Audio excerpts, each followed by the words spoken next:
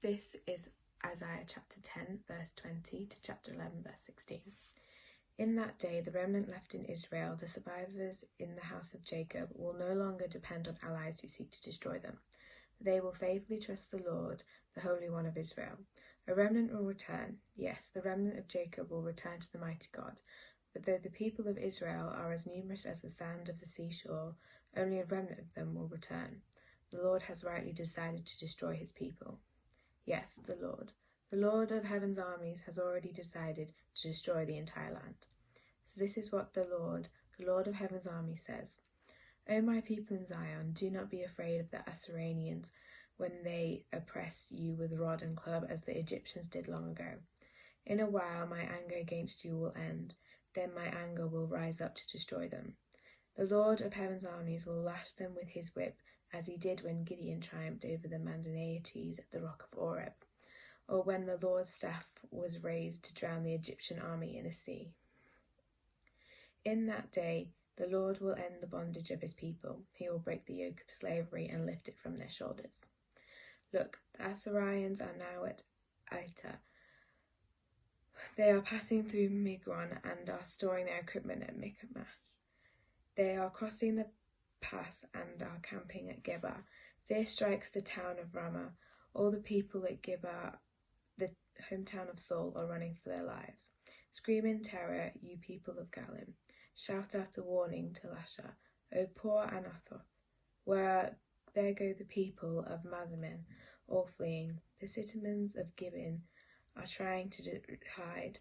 The enemy stopped at Nob for the rest of that day.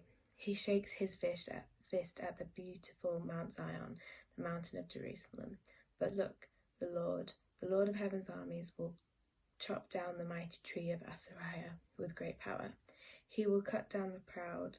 That lofty tree will be brought down. He will cut down the forest trees with an axe.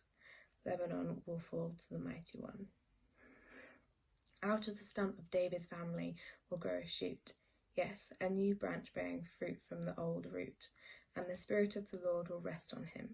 The Spirit of wisdom and understanding, the Spirit of counsel and might, the Spirit of knowledge and the fear of the Lord. He will delight in obeying the Lord. He will not judge by appearance, nor make a decision based on hearsay.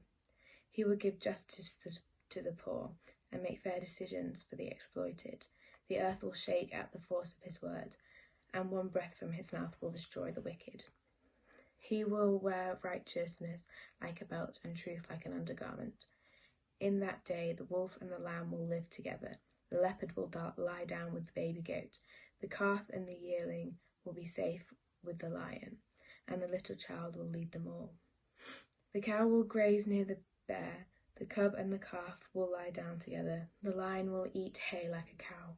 The baby will play safely near the hole of the cobra. Yes, a child will put its hand in a nest of deadly snakes without harm. Nothing will hurt or destroy in all my holy mountain.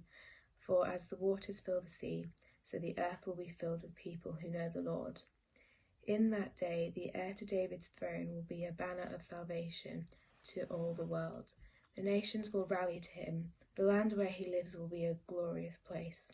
In that day, the Lord will reach out his hand a second time to bring back the remnant of his people, those who remain in Assyria, and northern Egypt, in southern Egypt, Ethiopia, and Elam, in Babylonia, Hamath, and all distant coastlands. He will raise a flag among the nations and assemble the exiles of Israel. He will gather the scattered people of Judah from the ends of the earth. Then at last the jealousy between Israel and Judah will end.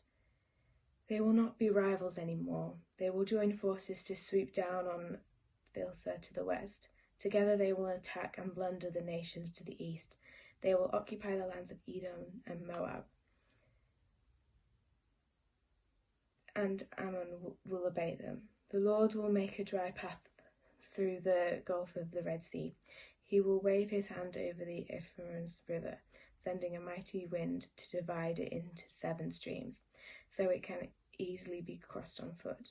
He will make a highway for the remnant of his people, the remnant coming from Assyria, just as he did for Israel long ago, when they return from Egypt. This is the word of the Lord. Thanks be to God.